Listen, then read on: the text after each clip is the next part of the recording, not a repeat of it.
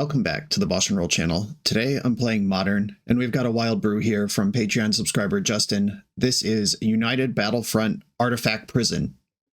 United Battlefront is a card that a lot of people were excited when they read for the first time, not because they thought it was competitively viable, but just because it's cool and evocative of a card that people do like and was competitively viable at one point. It's Collected Company, but for non-creature, non-land permanents. For 3 and a white, look at the top 7 cards of your library, put up to 2 non-creature, non-land permanent cards with mana value 3 or less from among them onto the battlefield. Put the rest on the bottom of your library in a random order. Naturally, getting 6 mana worth of stuff for 4 mana is a good deal. However, you have to do a number of things correctly for that to be the case. First of all, your deck has to be full of these things. My list has 27 hits for United Battlefront in it. I found this chart on Reddit from 5 years ago. How many creatures do I need for a Collective Company to hit? And at 27, you're 84.99% to hit 2. This is the chance to hit 2+ creatures, or 2+ options to select from. 85%, and Collected Company looks at 6 cards, not 7. So we're better than that by some amount. Those are pretty good odds. I'm happy with those numbers.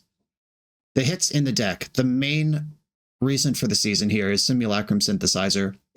When this enters Scry 2, when another artifact you control with mana value 3 or greater enters, make a 0/0 colorless construct that gets +1 for each artifact you control. This is, at its core, an artifact deck. I've seen United Battlefront in Planeswalker decks. I've seen United Battlefront in Enchantress decks. Justin has gone artifacts for this one. Synthesizer is the card we're looking for, the card we're trying to hit off of Battlefront, the card we're trying to Battlefront after we play this card and get a bunch of stuff, bunch of extra stuff on top of what we're going to get anyway. And for that reason, the deck is full of 3-mana artifacts.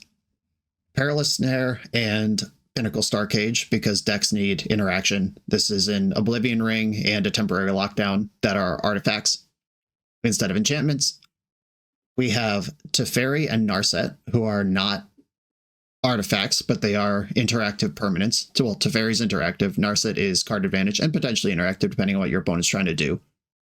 Urabrask's Forge and Palantir of Orthanc are win conditions, because you got to win the game somehow, and we can't rely on exactly force Simulacrum Synthesizers for all of our damage in a game. Palantir of Orthanc, Urabrask's Forge. The Forge grows every turn, making larger and larger Phyrexian horrors to attack your opponent with every round. Palantir of Orthanc also ticks up over time and dovetails with our other win condition, Metalwork Colossus. Those of you who have found my content in the recent history, not almost 10 years ago, may or may not know that I won the Star City Invitational with Metalwork Colossus in my deck. That is one of my earliest claim to fames, and I still use those photo pictures and that monk art for winning that tournament in my promo materials today. That was an important tournament for me, and Metalwork Colossus was a big part of it. This is an 11 mana 10/10. It costs X less to cast, where X is the total mana value of non-creature artifacts you control. Wait a minute, that's the theme of the deck. Non-creature artifacts. We did it. Yeah, Metalwork Colossus, and you can sacrifice 2 artifacts, return this card from your graveyard to your hand. So if we are cranking out non-creature artifacts throughout the game, Metalwork Colossus will be a bit cheaper when we find it. It's also insanely messed up with Palantir of Orthanc to just 11-ball your opponent. And once your opponent knows about Metalwork Colossus, they are taking their lives in their hands every time they tell you to mill with Palantir, which turns it into just pure card advantage if they're afraid to mill with it. And the coolest tech directly from Justin, the border posts. The border posts are a cool design story. This is a cycle from Alara Reborn. And the joke with Alara Reborn is every card in the deck is gold. That's the design principle they started with. But how do you release a set where every card is gold without a cycle of dual lands in order to cast those gold cards? That's just irresponsible. So the border posts are artifacts from that set that are meant to simulate the experience of having an ETB tap dual land. They're 3-mana artifacts. They tap for the colors that they are, blue or black in the case of Mistvein border posts, and blue and white in the case of Field Mist. You may pay 1 and return a basic land you control. Rather than pay the spell's mana cost, this enters tapped. So what that looks like is if you play an island on turn 1, and then on turn 2, why am I talking about turn 2? You can just do a turn 1. You play an island, you tap that island, you return it to your hand, Mistvein Border Post cast for free, it enters tapped. Now you don't have that island anymore, but you do have Mistvein Border Post. This feels very similar to if you had just played Contaminated Aquifer, or Salt Marsh, or an ETB tap generic dual land that taps for blue or black. And obviously that comes with a lot of artifact synergies that our deck cares about. This basically gives us 7 lands in the deck we can hit with United Battlefront. It also gives us land drops in the mid game that trigger a synthesizer. It gives us land drops that functionally tap for 4 when we're talking about Metalwork Colossus. Pretty cool stuff. It also, of course, opens us up to Force of Vigor, Collector Oof, all these terrific things that might blow up our lands in addition to other stuff, but every Affinity style deck's got to deal with that. And then at the very end, I put 2 copies of Flage in here because if Palantir of Orthonk milling is part of the plan, having another thing that's just good in the graveyard is nice. Modern is also a powerful format where we might need to interact with a permanent directly, and Flage is pretty good at doing that. Do I think this deck will break the metagame? Of course not. Do I think this deck is pretty sweet? Yes. Let's go play it. I'm on the draw in round 1. I am going to keep my hand. It's not actually a 1-lander because we have Border Post. If I fetch basic planes, use it to cast Border Post, that gives me blue and white. Opponent is on a Malta 6. Seal of Fire, hell yeah. What are we doing with that? All right, fetching planes. You do have to use basic lands to cast your Border Posts. And just like that, it's as if we started the game on a tapped dual land. But it's an artifact and it's a gold card. Okay, we're against some sort of burn or prowess something or other. Boros Charm, straight to the dome. Another planes. Yeah, one of the concerns of this deck, which obviously I was aware of when building it, is all your cards cost 3, and Modern's pretty aggressive and powerful, and you really need those 3 drops to deliver when you get there. Another Boros Charm, I'm at 11. Functionally at 9, because this Seal of Fire can do whatever, whenever. Skewer the Critics, so I am at 6, they have 1 card in hand. Functionally at 6. Blood Moon's not really for this matchup, but there it is. Pinnacle Starcage does not exile Seal of Fire, and they could activate it in response. I think Palantir of Orthonk and trying to cheese them out is the best way to do this. Though, if I draw a land next turn, Battlefront into Synthesizer could also turn the corner quickly. Right, I'm going to try to synthesize. We're on a wing and a prayer regardless, so I'm going to try to do the cool thing the deck is designed to do. All right, Metalwork Colossus to the bottom of the deck, Scalding Tarn to the top. That fetch is going to put me to functionally 5. I'm at 3 right now. I fetch to 2. I'm just counting the Seal of Fire already. All right, fetch. I could die in response, but all I can do is cast my spells. We're going to get to do it. We're going to get to go into the Battlefront. I don't think Teferi helps. 2 Border Posts give me 2 big creatures. Yeah, I'm just going to take the creatures, and the race is on. And guess what? I have 12 mana worth of fellas in play, or whatever these are. Non-fellas, actually. Specifically not fellas. All right, I've done the thing. I'm going to lose, but I did the thing. On the play, I think I win this game. But yeah, go ahead. I got to hope that the 3 cards in their hand right now are just all lands. Or creatures that don't get through. All right, got me. We did set up the combo kill, though, right at the very end. Proof of concept. Okay, what am I doing versus burn? Probably just bring in some force negations and bring out some slow stuff. Blood Moon. Blood Moon is not as bad as you might think versus Boros Burn, because that's cards like Boros Charm, Lightning Helix. If they have any white sideboard cards, those don't work anymore. But, I mean, it's not actually that good. Their deck does have creatures. I want to respect the prismatic ending. Urabrass Forge does not seem like it's going to win a race against them, but I do also have to keep in mind that if I board out 3 permanents for 3 non-permanents, my Battlefronts get worse. I could keep a Forge and cut a Colossus. My blue count's actually pretty good because I have all these border posts, just lands that work with all my stuff, including Force of Negation. All right, I will try this. Okay, Flage is here. A card that's actually just generically good. I am going to keep my hand, and I'm probably going to fetch my Boros Surveil land to start the game. Wooded Foothills. They also did it last game with all spells. There was not a single creature involved. Okay, the Elegant Parlor's coming out. Prismatic Ending. I don't need another one of those. I found a land that's not the worst, but it actually doesn't cast Flage. Passing the turn with 2 mana up. This could be something like... Could just be End-Step Boros Charm. It could be something like Smash to Smithereens. But I can hardcast Force Negation, and I think I will on almost anything they cast. Any legal target. Alright. Gain 4 life. Pretty good way to spend some mana. That would have won me last game. Bolt Wave, I'm at 13. Skewer, I'm at 10. Okay, I could Flage just to get some buffer. Or I could Battlefront. Battlefront puts me to 9 because I have to fetch. I could also play Teferi and Battlefront next turn. And Surveil in between. I can Battlefront as an instant. I'm Battlefronting now. This is what we came for. Basic Plains, United Battlefront. Please don't miss. 2 Field Miss Border Posts. Okay, as mediocre as possible. But we did something. I've double ramped. And also just given them targets for Smash to Smithereens or similar. Oh, they suspended Riftbolt. Let's get them to Teferi. Thank goodness. All right. Teferi is coming in. That bricks the Riftbolt. And I have to cast Flage here to get out of range. All right. Gaining 6 life on a turn cycle is pretty nice. The double ramp made it possible. Riftbolt cannot be cast because of Teferi. 9, I would not consider a comfortable life total. I'm at 6. Seal of Fire, functionally at 4. Another Teferi. Not having double red is tough.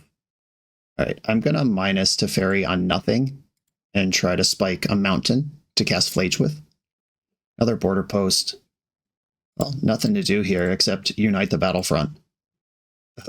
Just Palantir. Alright. A miss. I'm gonna Prismatic End the Seal of Fire. They'll just crack it in response, but I'm still gonna try to use the cards I have. They figured it out. And then I'll play this border post and hit my land drop. And probably lose, because 4 is not very much, but... Okay. I think I'm gonna go bottom. I'm trying to high roll an 11 ball here. Or draw a red source. Those are my 2 things that I think might be reasonable. And I milled Force of Negation. Disappointing. If they had let me draw that, I actually would have been pretty comfortable. Skullcrack, I'm at 1. I'm getting a turn. Okay, game on. Synthesizer. Pinnacle Starcage is not the thing that gains life. I feel like there's a card similar to this that gains life somehow, but it's not that one. And I'm going to play a new Teferi. I'm going to draw a card. Try to hit basic mountain straight up. All right. Bounce, nothing. Draw a card. The Palantir. Synthesizer. Bottom. I have to kill them with Palantir this turn. Like, we have to Surveil into Metalwork Colossus, which is a card they have seen. Bottom both of these. High roll, come on, see that life total go to 0? They took the mill. It didn't kill them. Any spell. And they've missed their land drop since turn 2, so we know their hand is all spells here. Barbarian Ring's good enough. Okay, I mean, that was not embarrassing. I didn't win, but both games were competitive, and I pretty much did the thing, which is what I would expect out of a deck like this. It is tough beats that the second red source wasn't forthcoming to make Flage a playable card, which otherwise, you know, being 3 life points higher is obviously great. But GG's, on to the next one. The BoshNRoll channel is brought to you by Tales of Adventure. TOAMagic.com has almost 100,000 unique cards in stock. They offer free track shipping on every order, plus next day or 2-day options when you have an event coming up fast. They offer on-site pickup at major Magic events throughout the US, so you're never scrambling before your tournament. Stop by their booth to buy, sell, or trade at upcoming regional championships, MagicCon, Spotlight Series, and more. I love their selection of individually scanned high-end cards that show you exactly what you're buying. And the best part is saving 5% on every order with promo code BOSH. From Ancestral Recall to Zombie Master, get what you need quickly and in one place at toamagic.com. Eternal lives here. I'm on the draw in round 2. I am going to keep. I have one of my ways to interact with an early card. I have multiple border posts on my way up to Battlefront. Bonus on a mull to 5 with a forest. Is this just amulet? What are we doing? Plains, cast border post. We're in there. The border posts are pretty bad against Karn the Great Creator. If this is just some Tron deck. Urza's Cave. Malevolent Rumble. Okay, this looks like amulet to me. I hope they stack their spawn to play amulet in a spot where I can blow it up. Okay, so they kept Beseiju. Heads up play, given that I'm over here playing weird artifacts. Do I want a prismatic end the spawn? I don't think so. I'm going to replay the plains and play the other border post. If they want to Beseiju this, I lose a little bit of synergy with some of the other stuff I'm doing, but I still get a land. That's not a big deal. And I do have 3 colors of mana available. It could make it 4, because the black is on the splash out of this particular border post. And that's if I need to remove something like Dryad the Elysian Grove or Spelunking. If they run out an Aftermath Analyst, I can pick it off. One cool thing about Battlefronting into Blood Moon is there's no window where your opponent knows a Blood Moon is about to happen to float mana or do anything with tech lands. It just arrives when Battlefront resolves. They do have a basic forest, so I'm not swinging for those fences right now, but that is how it works in case there are like cool things they could do. Oh, Spelunking. That's the thing I said. Crumbling Vestige comes in. This is another 2 mana. Vesuva. This can be another 2 mana. Suddenly 4 mana. That's how Amulet works. Scapeshift. Holy moly. Am I dead? Does this kill me? If they have Primeval Titan in hand, this could certainly be poor for me. We know one of their cards in hand is Beseiju and the other one is unknown. But good chance it's a good one if they're making this play. Okay, so they've got Teleria West and the mana to channel it. This is 3, 6, 7, 8, 9 mana available, which is exactly enough to Primeval Titan with no permanence in play. Or Aftermath plus Activate. That's what they're going to do. That's the same 6 mana calculation. That's obviously the correct line here. All right, Aftermath Analyst. Now I will simply F6 and let them show me how they're going to win. I know they can transmute for another Pact, which can get Titan. We got GG in the chat. Well, go ahead, play it out. And I guess I should say, I'm recording this before the November 10th ban update, and the only deck anyone is talking about in Modern, really, is Amulet that might catch a ban, so this may or may not even be a thing by the time you're watching this video. But we'll see. But now they transmute for Pact, Pact for Primetime. Primetime gets Shifting Woodland, and then they can have unlimited Aftermath Analysts and throw their whole deck at me. Have fun. Alright, 12 minutes later, my opponent is attacking me with 4 Primeval Titans. We will go to game 2. They are salting off in chat. Sorry I made you play your deck. Okay, to the sideboard, Blood Moons come in, Consigned to Memories come in. Force of Negation's probably good enough, just like anything that can do anything, really. This is going to be tricky, because I have to cut some of the Garbo. And a lot of the Garbo is what enables my United Battlefront to hit. I have to bring in a lot of non-permanents here. Might have to cut Battlefront, actually. I hate when it comes to that, when I'm trying to play a brew and have fun and do something different, but there are some decks that are just so powerful that you cannot goof around. Do I think Urabrask Forge is better or worse than a Battlefront? There are still 26 hits. I mean, that's pretty good. But Forge is pretty mid. Forge is extremely mid. I can't cut blue cards because I need them for my forces. My Colossuses are the big hit off of Palantir. I gotta win somehow. How do I think the best way to do that is? Is it Flage? Like, I could keep Flage and cut something else. Yeah, Flage is probably better than Forge if I'm not Battlefronting. Prismatic Ending, you can die with it in your hand like I just did, or we can clip an early amulet. It's tough. I don't think Urbrass Forge is going to win me the game. I'll bring a United Battlefront back in. I do believe in Colossus. Gotta believe in something. Unlicensed Hearse is not a 0. Alright, sorry, United Battlefront, you're out. Yeah, Unlicensed Hearse taking them off Delirium or clipping the Aftermath Analyst. They are primarily a graveyard deck these days. Alright, turn 3 Blood Moon with a counterspell. I'll keep. I don't think this is a lock to win the game, but it's about as good as it's going to get here. I will counter an Amulet, because I don't want to get turn 2'd when I have Blood Moon on 3. Right, counter that. Island go. The Mistrise Village does enter untap because I have a Mountain. Crumbling Vestige. Malevolent Rumble. Force of Vigor milled away. They'll probably take the basic forest here and be able to play on. I just hope it slows them down enough that they don't have time to combo. That's my actual win con. I'm on my arc where after the last ban update, when it was like, this is going to be your formats, I'm talking more about Legacy than I am about Modern, but after the ban update, when it was like, this is going to be your format for the next 5 months, I just buckled down and I was like, okay, then let's play it. Let's figure it out. But now that we're at the tail end of a ban cycle, and there's no tournaments that matter, I'm just in, petty, resentful mode that I have to play against these cards and continue to make videos when none of this matters. So I will make Amulet play it out to the bitter end every time. Spelunking. Right, Prismatic Ending on Spelunking sounds moderately useful. They have 6 mana here. I'm saving Perilous Snare for a potential Primeval Titan that they just stick somehow. I'm not going to kill the spawn. Maybe I should. A Lightning Helix worth of damage is not what's going to change this game. Yeah, maybe I should have just picked off whatever piece of mana I could. Seiju. I'll get Elegant Parlor. Yeah, Elegant Parlor. Don't want Prismatic Ending. Good chance I lose this turn.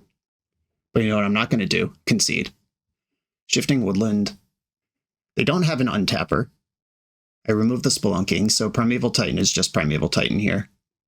Primeval Titan is rarely just Primeval Titan in this deck. It can get like Bounce Land plus Boseiju and just have that covered. Like you get the Boseiju, the Bounce Land puts it in your hand. Urza Saga, Handward Battlements. All right. There are 4 card types in the graveyard, including a Primeval Titan. The Shifting Woodland can become Primeval Titan, and it doesn't even need haste, but they can give it to it. I'll exile the one I can exile.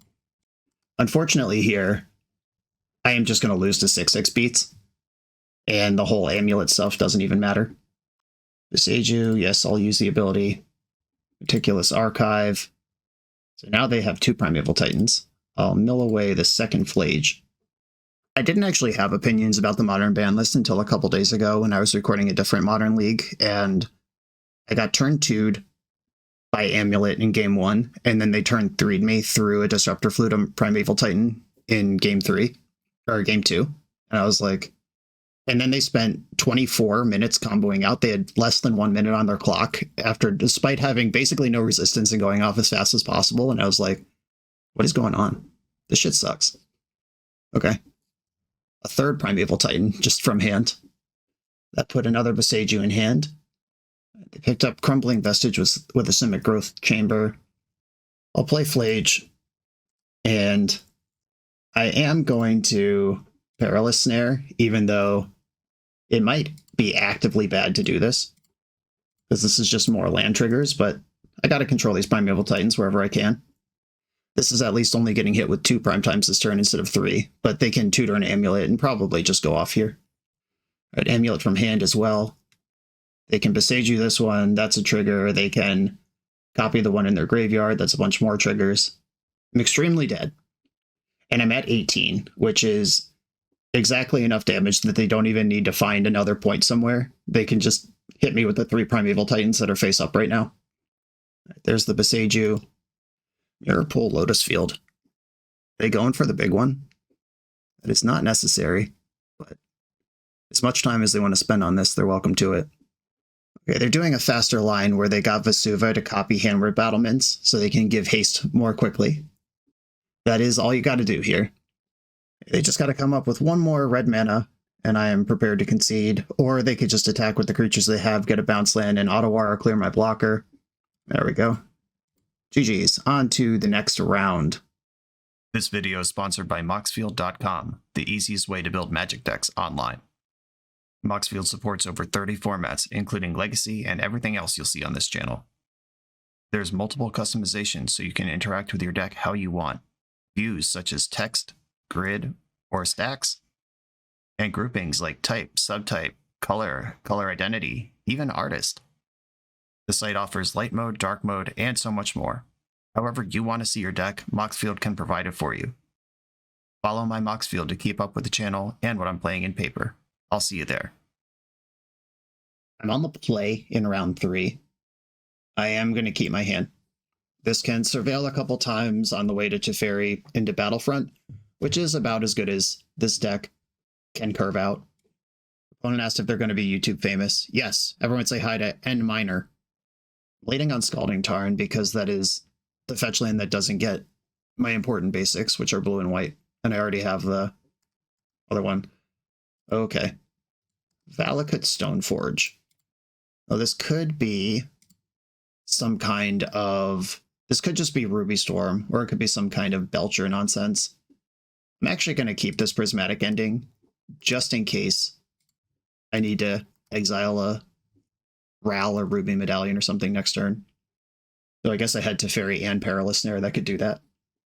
Okay, well, pretty stoked for Prismatic Ending now. Double Channeler.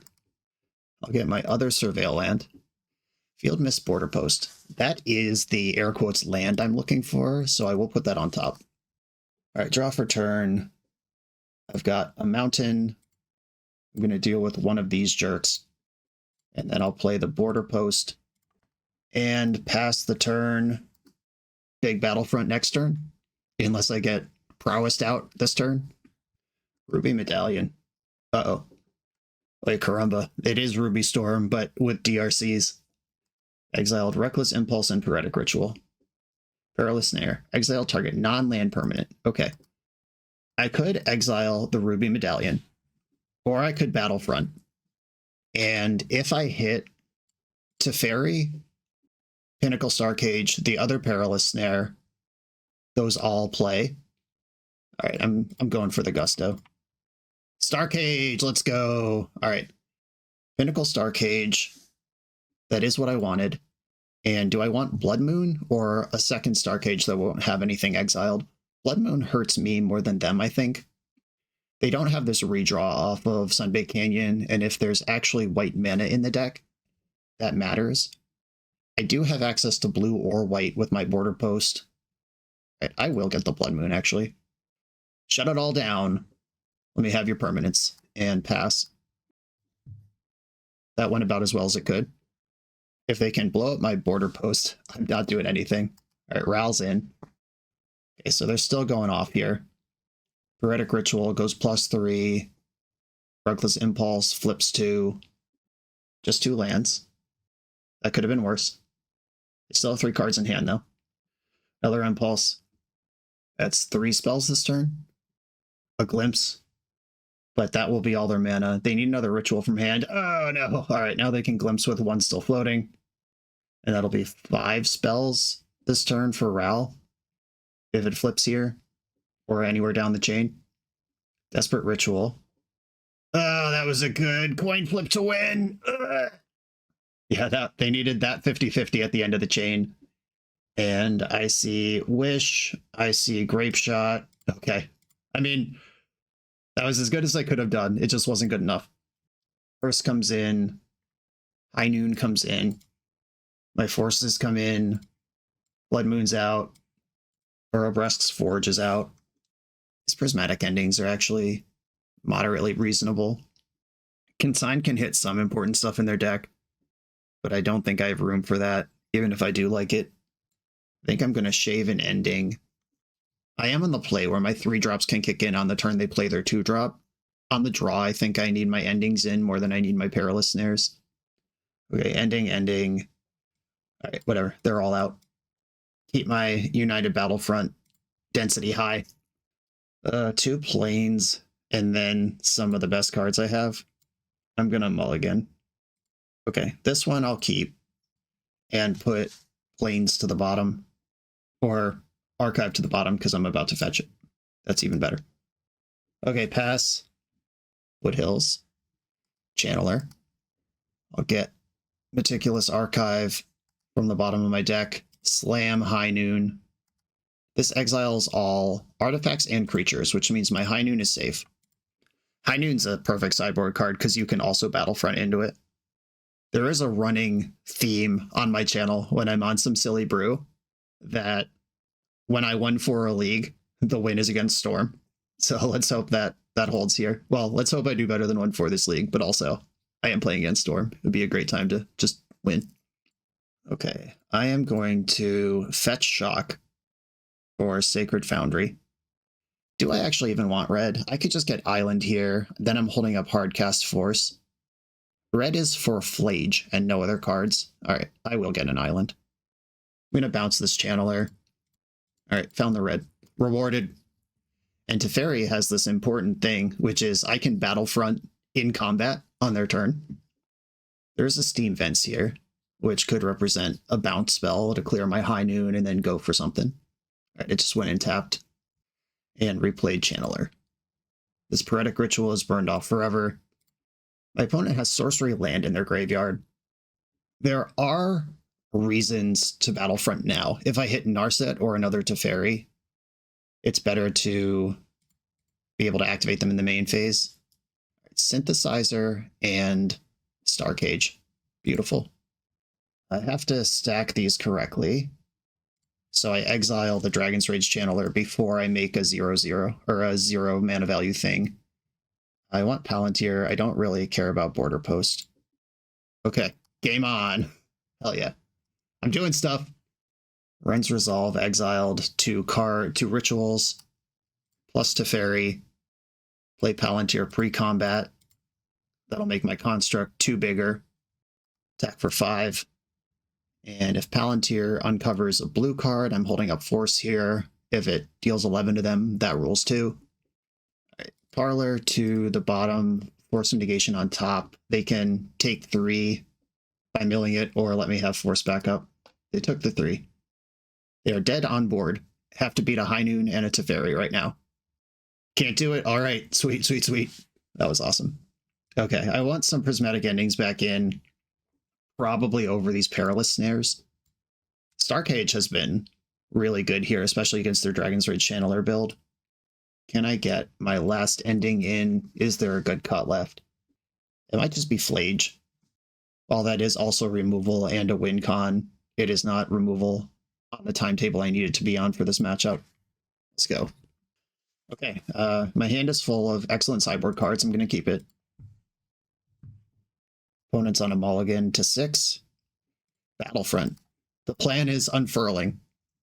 You've got a Surveil Land. I'm going to get a Surveil Land. Then I'm going to jam High Noon and hope I win. They dumped a Ral, which means they already have a Ruby effect, or they're desperate for a land. Already have a Ruby is the answer, and with High Noon in hand, I am not going to spend a counterspell on that. Archive. I like lands. I'll shock this in and shove High Noon. I'll force an answer to High Noon if they play one. All right, Reckless Impulse, just dig in. Dig, dig, dig. Hit a land drop off that. Okay, I can fetch. This one's actually tight. No, it's not. I'm just going to develop Palantir and go nuts. I was about to start talking about whether I want to hold up Hardcast Force or develop Teferi, but I have a third thing I can do. That's actually awesome. Palantir time, show me a Metalwork Colossus. Teferi and Border Post. I'm actually going to top these. Yeah, that mills away the Teferi. They take 3. I draw Border Post, who is a blue card for Force next turn, or just material for this Metalwork Colossus down the road. They had an end-step Metamorphose just to cycle it. Ral is your spell for turn. That's a solid one. Right, in that case, my spell per turn is going to be Teferi. If I can bounce Ral, tread water here, I'll take it. Bounce that. And I am going to fetch Surveil anyway, so I'll do it now. Elegant Parlor. I don't want to mess up my scries. Narset. I'm going to have to mill 2 here. I will leave Narset on top. That's at least 3 damage if they don't let me have her, and I have her. Oh my god. All right, well, top. Do you want to take 14 right now? Yeah, we did it. They're at 2. This is not a drill. Metalwork Colossus. That means that they can never mill with Palantir again. This is just a draw station for the rest of the game. I do need to find 2 more damage, but it should not be challenging from here, I hope. Valakut Awakening. Yep. They're going to dump their hand. Try again. Went 5 cards. Steam Vents has to enter tapped. A plus to Fairy. Play my land. Now I actually have a decision. I guess it's not really a decision. I'll just develop Border Post as my spell for turn. And then I can Battlefront on their turn. Plains to the bottom. Prismatic Ending to the bottom. They just have to let me draw a card here. Drew another Battlefront. We got the GGs. Okay. Let's see if this is the classic BoshNRoll 1-4 where I beat Storm. But thank you, High Noon, out of the sideboard. But we did also do the stuff the deck is supposed to do, with High Noon buying us time to do it. On to the next one. The BoshNRoll channel is proudly partnered with the Resleevables.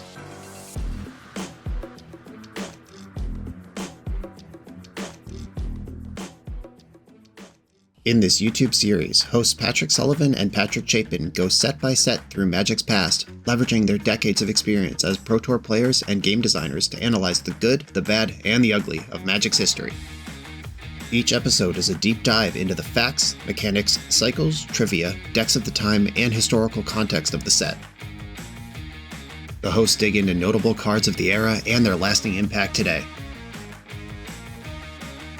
Each set gets an award show where the hosts pick their favorite cards for categories such as Best, Worst, and Weirdest. And finally, give a letter grade for the set's overall success. Whether you want a history lesson or a nostalgia hit, The Resleevables has it at youtube.com/theresleevables. I'm on the draw in round 4. My opponent's username is Tron. I wonder if that's true. I'm going to mulligan this hand that really doesn't do anything.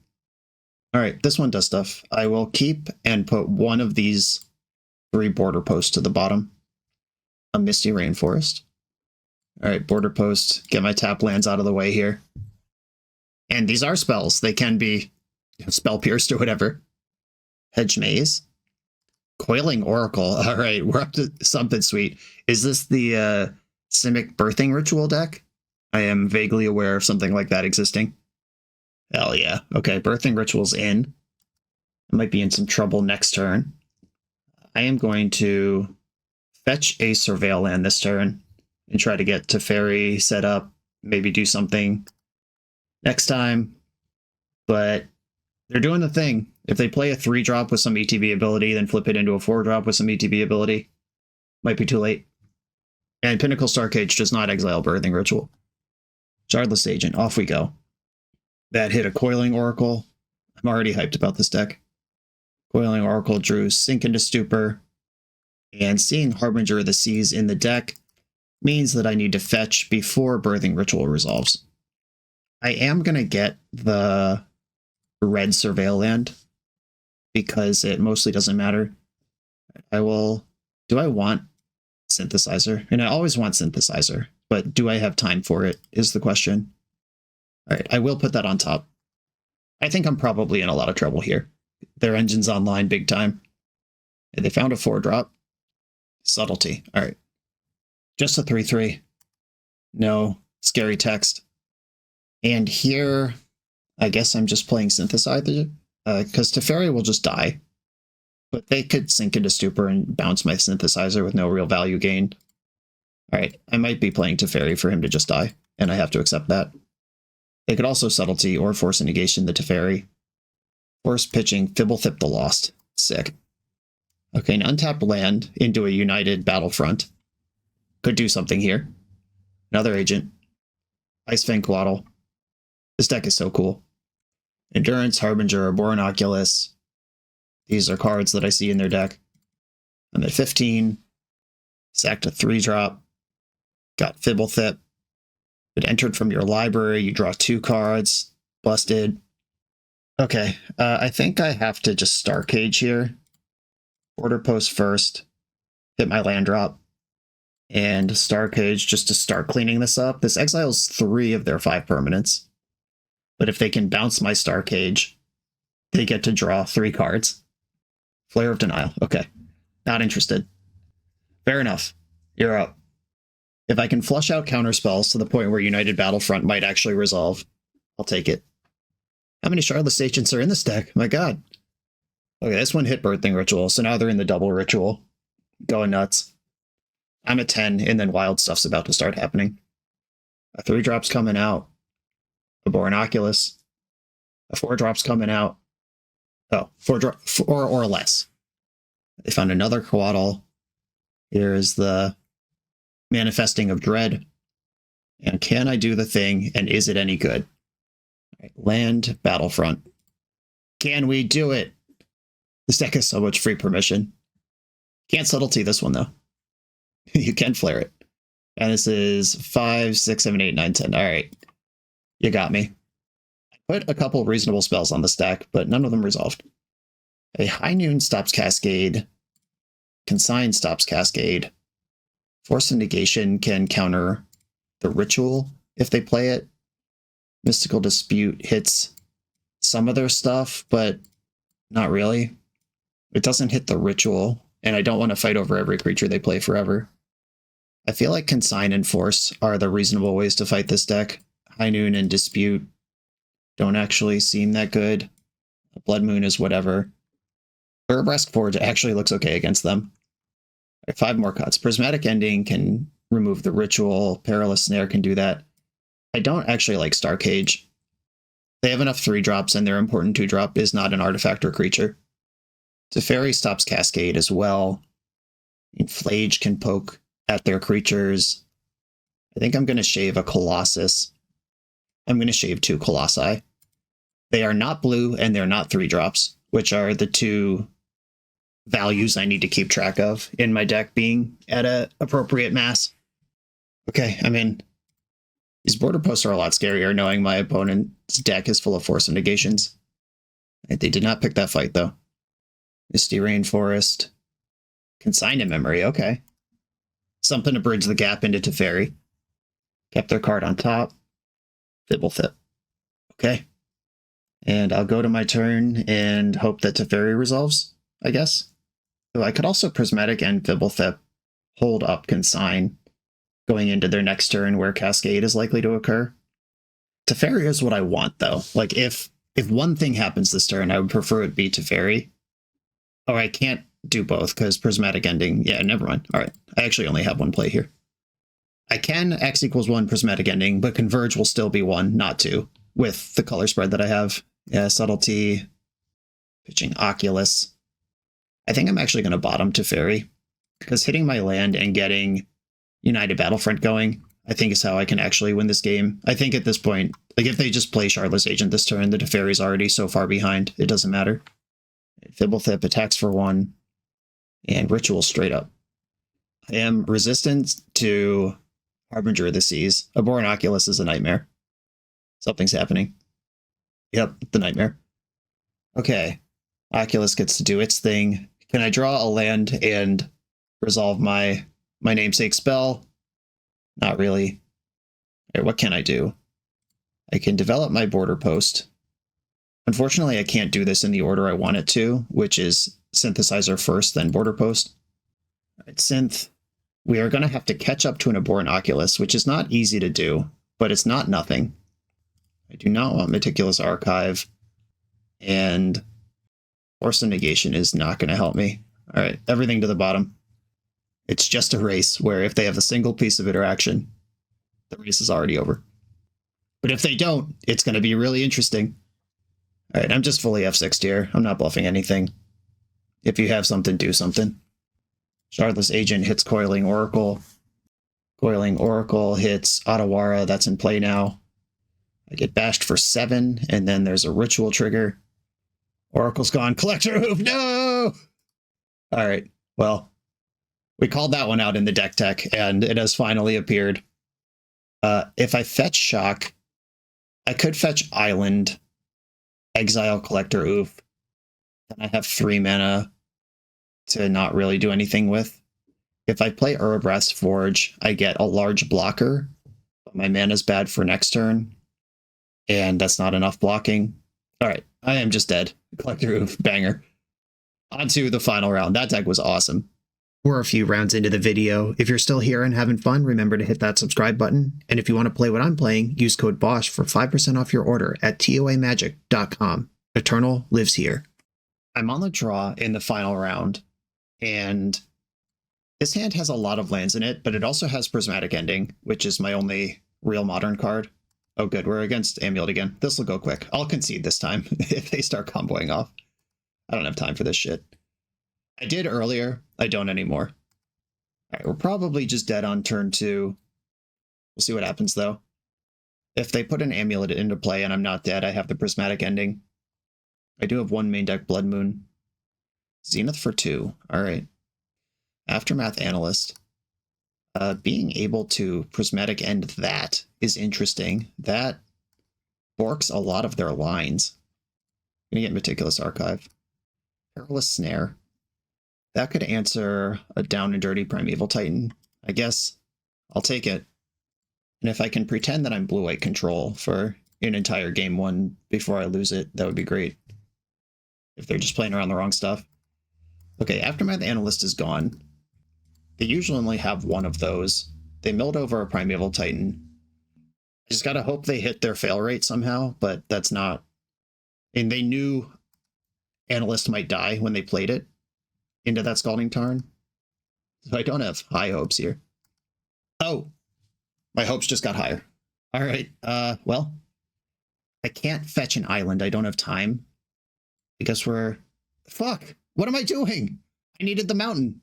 Oh my god. Well, I've aborted my brain. Well, that was bad. Okay, Narset and Battlefront. I'm gonna go bottom top, and I'll pass. Maybe I can accidentally trick them into pacting for a prime time that they won't be able to pay for. Okay, there's a Primeval Titan and an Urza Saga in this Rumble option. I took the Primeval Titan. Okay, well, I have to slam Blood Moon right now. That was so embarrassing. If I was going to spend a turn developing, I should have fetched Basic Island, but I also should have just played Blood Moon last turn. Okay, luckily I don't need mountain, or don't need island where I'm going at this point. All right, let's hope there's not a second forest in that hand, or a Boseiju. I didn't get Boseiju in the end step. Wow, if they just attack for 1 and pass, that would make me so happy. Oh, didn't even attack for 1, just passed. Okay, cool.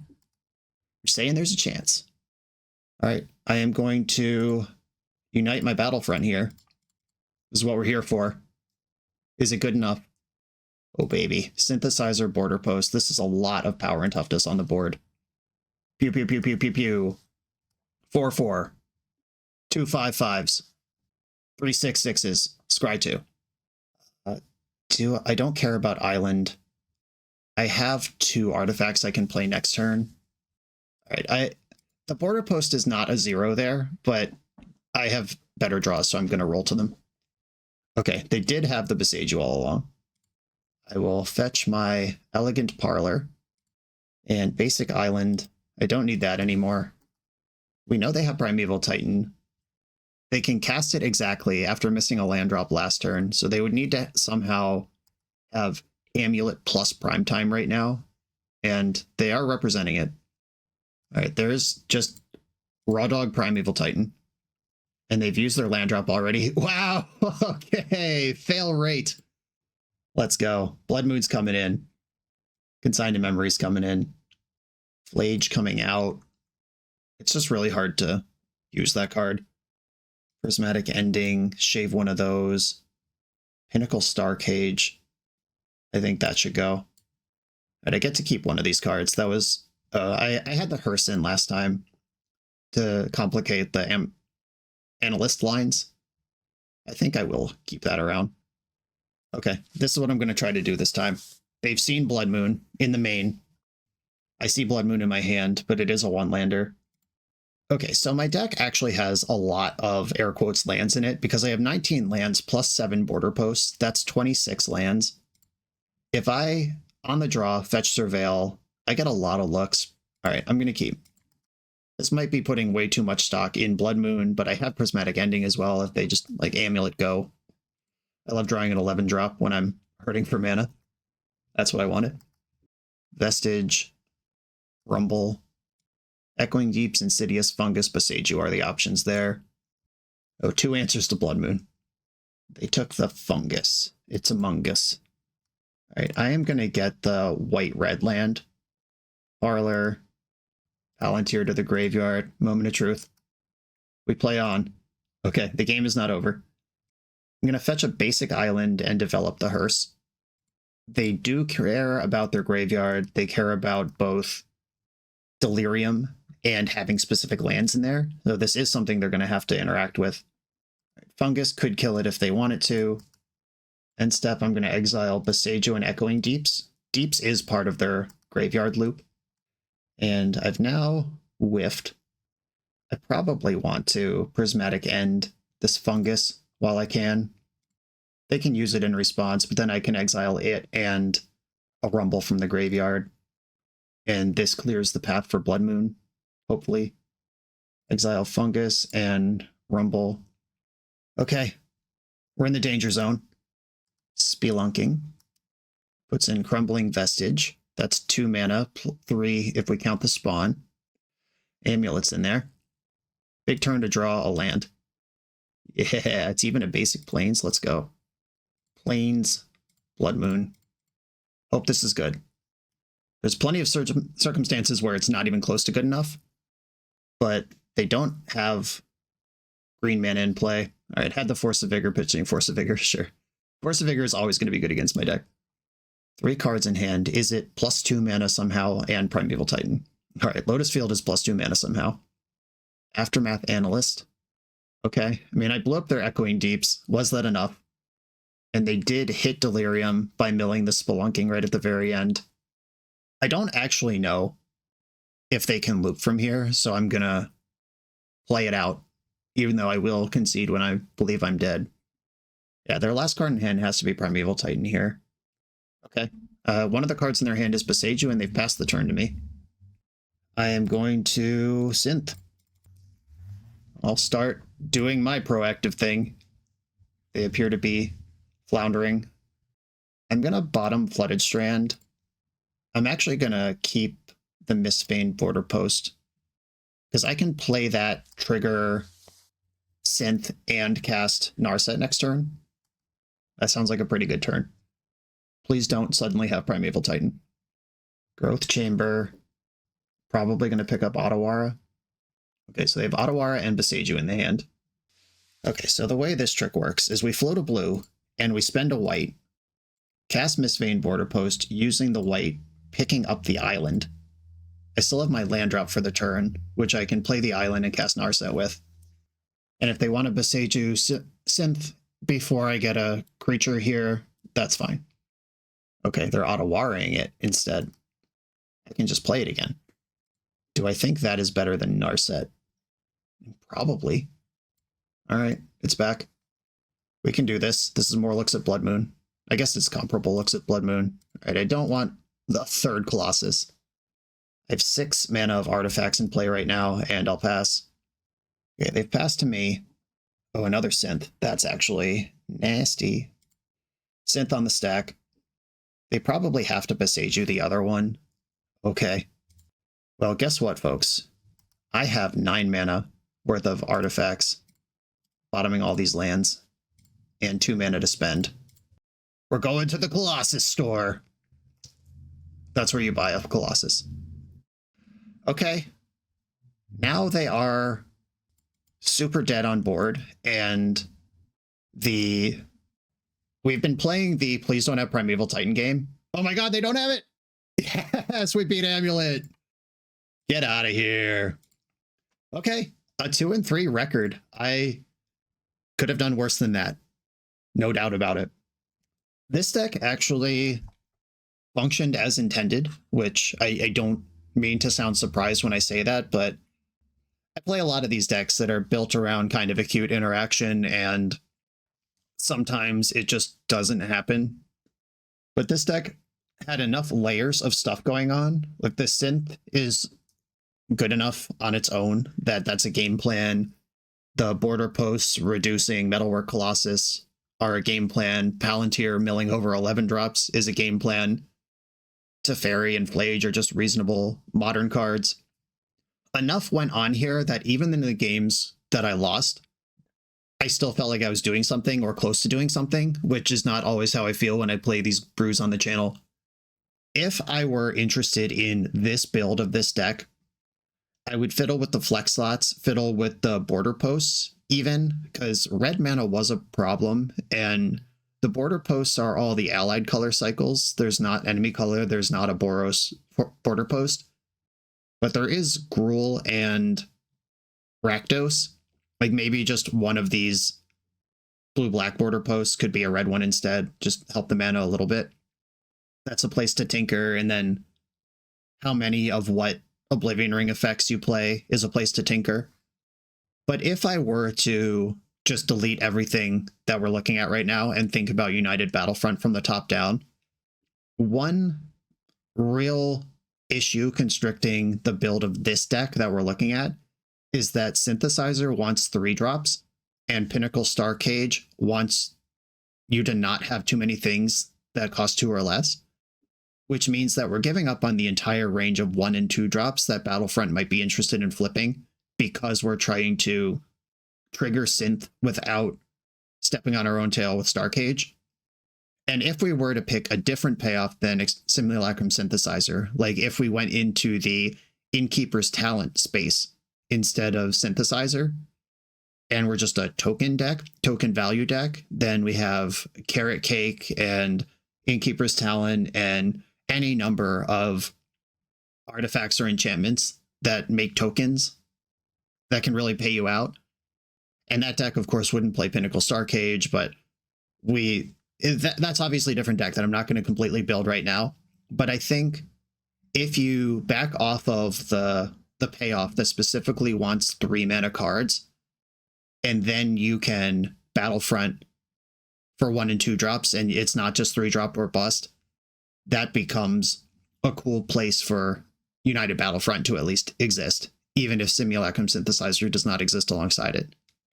You could also, of course, just play some affinity deck if you like Synthesizer, and your cards like Frogmite and Mirror Enforcer and all the traditional affinity stuff, Thought Monitor, trigger Synthesizer, but that would not be a United Battlefront deck. I think Synthesizer and Battlefront are both cool, and they're cool in this shell. I think a different shell for both of them would probably maximize each card individually. But for what this is, I think it's pretty well constructed. I'm going to leave this one here. Justin, thank you for this deck. It was a lot of fun to play, a lot of fun to work on. Everyone, thanks for watching. Be sure to like, comment, subscribe, check out the Patreon. I'll see you next time.